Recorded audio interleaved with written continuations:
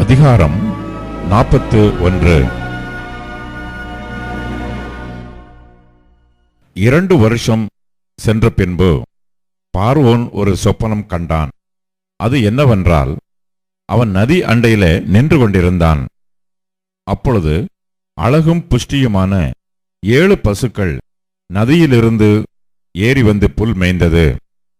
அவைகளின் பின் அவலட்சணமும் கேவலமுமான வேறே 7 பசுக்கள் நதியிலிருந்து ஏறி வந்து நதி ஓரத்தில் மற்ற பசுக்களிடையிலே நின்றது. அவலட்சணமும் கேவலமுமான பசுக்கள் அழகும் புஷ்டியுமான 7 பசுக்களையும் பட்சித்து போட்டது. இப்படி பார்வோன் கண்டு விழித்துக் கொண்டான். மறுபடியும் அவன் நித்திரை செய்து 2ஆம் விசை ஒரு சொப்பனம் கண்டான். நல்ல செழுமையான 7 கதிர்கள் ஒரே தாளிலிருந்து ஓங்கி வளர்ந்தது. பின்பு சாவியானதும் கீழ்காற்றினால் தீந்ததுமான 7 கதிர்கள் முளைத்தது. சாவியான கதிர்கள் செழுமையும் நிறைமேனியுமான அந்த 7 கதிர்களையும் விழுங்கி போட்டது. அப்பொழுது பார்வோன் விழித்துக்கொண்டு அது சொப்பனம் என்று அறிந்தான். காலமே பார்வோனுடைய மனம் கலக்கங்கொண்டிருந்தது. அப்பொழுது அவன் எகிப்தில் உள்ள சகல மந்திரவாதிகளையும் சகல சாஸ்திரிகளையும் அழைப்பித்து அவர்களுக்கு தன் சொப்பனத்தை சொன்னான். ஒருவராலும் அதன் அர்த்தத்தை பார்வோனுக்கு சொல்லக்கூடாமற் போயிற்று. அப்பொழுது பானபாத்திரக்காரரின் தலைவன் பார்வோனை நோக்கி, நான் செய்த குற்றம் இன்றுதான் என் நினைவில் வந்தது. பார்வோன் தம்முடைய ஊழியக்காரர் மேல் கடுங்கோபங்கொண்டு என்னையும் சுயம்பாகிகளின் தலைவனையும் தலையாரிகளின் அதிபதி வீடாகிய சிறைச்சாலையிலே வைத்திருந்த காலத்தில் நானும் அவனும் ஒரே ராத்திரியிலே வெவ்வேறு பொருள் கொண்ட சொப்பனம் கண்டோம்.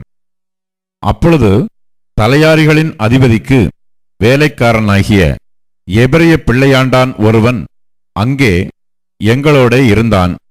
அவனிடத்தில் அவைகளை சொன்னோம். அவன் நாங்கள் கண்ட சொப்பனங்களுக்குரிய வெவ்வேறு அர்த்தத்தின்படியே எங்கள் சொப்பனத்தின் பயனை சொன்னான். அவன் எங்களுக்கு சொல்லிய அர்த்தத்தின்படியே நடந்தது. என்னை திரும்ப என் நிலையிலே நிறுத்தி அவனை தூக்கி போடுவித்தார் என்றான். அப்பொழுது பார்வோன் யோசேப்பை அழைப்பித்தான். அவனை தீவிரமாய் காவல் கிடங்கிலிருந்து கொண்டு வந்தார்கள். அவன் சவரம் பண்ணிக்கொண்டு வேறு வஸ்திரம் தரித்து பார்வோனிடத்தில் வந்தான்.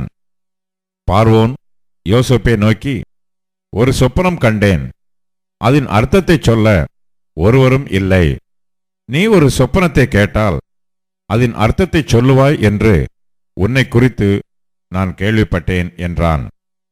அப்பொழுது யோசேப்பு பார்வோனுக்கு பிரதியுத்தரமாக, நான் அல்ல, தேவனே பார்வோனுக்கு மங்களமான உத்தரவு அருளிச் செய்வார் என்றான்.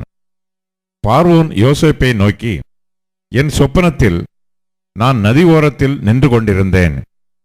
அழகும் புஷ்டியுமான 7 பசுக்கள் நதியிலிருந்து ஏறி வந்து புல் மேய்ந்தது. அவைகளின் பின் இளைத்ததும் மகா அவலட்சணமும் கேவலமுமான வேற 7 பசுக்கள் ஏறி வந்தது. இவைகளைப் போல அவலட்சணமான பசுக்களை எகிப்து தேசமெங்கும் நான் கண்டதில்லை. கேவலமும் அவலட்சணமுமான பசுக்கள் கொழுமையான முந்தின 7 பசுக்களை பட்சித்து போட்டது. அவைகள் இவைகளின் வயிற்றுக்குள் போயும் வயிற்றுக்குள் போயிற்றென்று தோன்றாமல் முன் இருந்தது போலவே அவலட்சணமாயிருந்தது. இப்படி கண்டு விழித்துக் கொண்டேன்.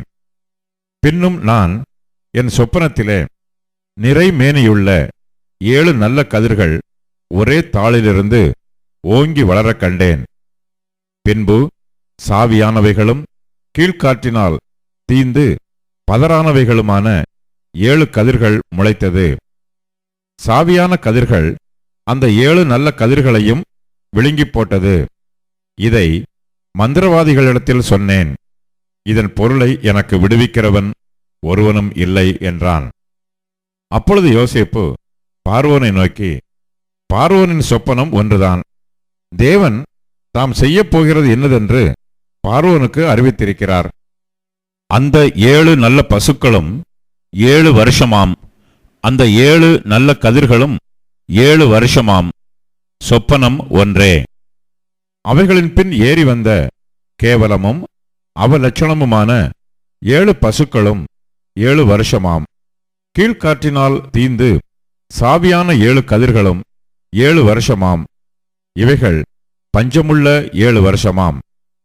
பார்வோனுக்கு நான் சொல்ல வேண்டிய காரியம் இதுவே.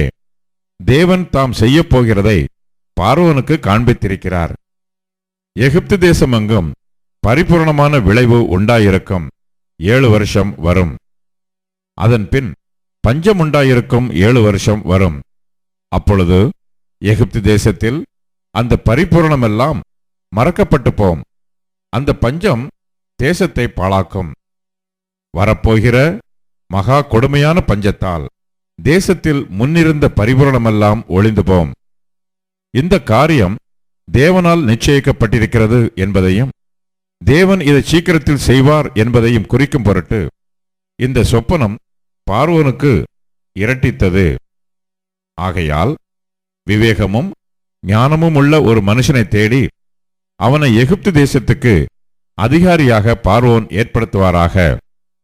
இப்படி பார்வோன் செய்து தேசத்தின் மேல் விசாரணைக்காரரை வைத்து பரிபூர்ணமுள்ள 7 வருஷங்களில் எகிப்து தேசத்தில் விளையும் விளைச்சலில் 5இல் 1 பங்கை வாங்கும்படி செய்வாராக. அவர்கள் வரப்போகிற நல்ல வருஷங்களில் விளையும் தானியங்களையெல்லாம் சேர்த்து பட்டணங்களில் ஆகாரம் உண்டாயிருக்கும்படிக்கு பார்வோனுடைய அதிகாரத்துக்குள்ளாக தானியங்களை பத்திரப்படுத்தி வைத்து வைப்பார்களாக. தேசம் பஞ்சத்தினால் அழிந்து போகாதபடிக்கு அந்த தானியம் இனி எகிப்து தேசத்தில் உண்டாகும் பஞ்சமுள்ள 7 வருஷங்களுக்காக தேசத்திற்கு ஒரு வைப்பாய் இருப்பதாக என்றான். இந்த வார்த்தை பார்வோனுடைய பார்வைக்கும் அவன் ஊழியக்காரர் எல்லாருடைய பார்வைக்கும் நன்றாய் கண்டது. அப்பொழுது பார்வோன் தன் ஊழியக்காரரை நோக்கி, தேவ ஆவியை பெற்ற இந்த மனுஷனைப் போல வேறொருவன் உண்டோ என்றான். பின்பு பார்வோன் யோசேப்பை நோக்கி, தேவன் இவை எல்லாவற்றையும் உனக்கு வெளிப்படுத்தி இருக்கிறபடியால் உன்னைப் போல விவேகமும் ஞானமும் உள்ளவன் வேறொருவனும் இல்லை. நீ என் அரமனைக்கு அதிகாரியாயிருப்பாய். உன் வாக்கின்படியே என் ஜனங்கள் எல்லாரும் அடங்கி நடக்க கடவர்கள். சிங்காசனத்தில் மாத்திரம் உன்னிலும் நான் பெரியவனாயிருப்பேன் என்றான். பின்னும் பார்வோன் யோசேப்பை நோக்கி, பார், எகிப்து தேசம் முழுமைக்கும் உன்னை அதிகாரியாக்கினேன் என்று சொல்லி பார்வோன் தன் கையில் போட்டிருந்த தன் முத்திரை மோதிரத்தை கழற்றி அதை யோசேப்பின் கையிலே போட்டு மெல்லிய வஸ்திரங்களை அவனுக்கு உடுத்தி பொன் சரப்பணியை அவன் கழுத்திலே தரித்து தன்னுடைய 2ஆம் இரதத்தின் மேல் அவனை ஏற்றி தெண்டனிட்டு பணியுங்கள் என்று அவனுக்கு முன்பாக கூறுவித்து எகிப்து தேசம் முழுமைக்கும் அவனை அதிகாரியாக்கினான். பின்னும் பார்வோன் யோசேப்பை நோக்கி, நான் பார்வோன், ஆனாலும் எகிப்து தேசத்தில் உள்ளவர்களில் ஒருவனும் உன் உத்தரவில்லாமல் தன் கையையாவது தன் காலையாவது அசைக்கக்கூடாது என்றான். மேலும் பார்வோன் யோசேப்புக்கு சாப்நாத் பன்னாயா என்கிற பெயரையிட்டு ஓன் பட்டணத்து ஆசாரியனாகிய போத்திபிராவின் குமாரத்தியாகிய ஆஸ்நாத்தை அவனுக்கு மனைவியாக கொடுத்தான். யோசேப்பு எகிப்து தேசத்தை சுற்றி பார்க்கும்படி புறப்பட்டான். யோசேப்பு எகிப்தின் ராஜாவாகிய பார்வோனுக்கு முன்பாக நிற்கும்போது 30 வயதாயிருந்தான். யோசேப்பு பார்வோனுடைய சந்நிதியிலிருந்து புறப்பட்டு எகிப்து தேசம் எங்கும் போய் சுற்றி பார்த்தான். பரிபூர்ணமுள்ள 7 வருஷங்களிலும் பூமி மிகுதியான பலனை கொடுத்தது. அவ்வேழு வருஷங்களில் எகிப்து தேசத்தில் விளைந்த தானியங்களையெல்லாம் அவன் சேர்த்து அந்த தானியங்களை பட்டணங்களில் கட்டி வைத்தான். அந்தந்த பட்டணத்தில் அதனதன் சுற்றுப்புறத்து தானியங்களை கட்டி வைத்தான். இப்படியே யோசேப்பு அளவிறந்ததாய் கடற்கரை மணலைப் போல மிகுதியாக தானியத்தை சேர்த்து வைத்தான். அது அளவுக்கு அடங்காததாய் இருந்தது. பஞ்சமுள்ள வருஷங்கள் வருவதற்கு முன்னே யோசேப்புக்கு 2 குமாரர் பிறந்தார்கள். அவர்களை ஓன் பட்டணத்து ஆசாரியனாகிய போத்திப்ராவின் குமாரத்தியாகிய ஆஸ்நாத்து அவனுக்கு பெற்றாள். யோசேப்பு, என் வருத்தம் யாவையும் என் தகப்பனுடைய குடும்பம் அனைத்தையும் நான் மறக்கும்படி தேவன் பண்ணினார் என்று சொல்லி மூத்தவனுக்கு மனாசே என்று பெயரிட்டான். நான் சிறுமைப்பட்டிருந்த தேசத்தில் தேவன் என்னை பலுக பண்ணினார் என்று சொல்லி இளையவனுக்கு எப்பிராயீம் என்று பெயரிட்டான். எகிப்து தேசத்தில் வந்த பரிபூரணமுள்ள 7 வருஷங்களும் முடிந்த பின் யோசேப்பு சொல்லியபடி 7 வருஷ பஞ்சம் தொடங்கினது. சகல தேசங்களிலும் பஞ்சம் உண்டாயிற்று. ஆனாலும் எகிப்து தேசமெங்கும் ஆகாரம் இருந்தது. எகிப்து தேசமெங்கும் பஞ்சம் உண்டான போது ஜனங்கள் உணவுக்காக பார்வோனை நோக்கி ஓலமிட்டார்கள். அதற்கு பார்வோன், நீங்கள் யோசேப்பினிடத்துக்கு போய் அவன் உங்களுக்கு சொல்லுகிறபடி செய்யுங்கள் என்று எகிப்தியர் எல்லோருக்கும் சொன்னான். தேசமெங்கும் பஞ்சம் உண்டானபடியால் யோசேப்பு களஞ்சியங்களையெல்லாம் திறந்து எகிப்தியருக்கு விற்றான். பஞ்சம் எகிப்து தேசத்தில் வரவர கொடிதாயிற்று. சகல தேசங்களிலும் பஞ்சம் கொடிதாயிருந்தபடியால் சகல தேசத்தார்களும் யோசேப்பினிடத்தில் தானியம் கொள்ளும்படி எகிப்துக்கு வந்தார்கள்.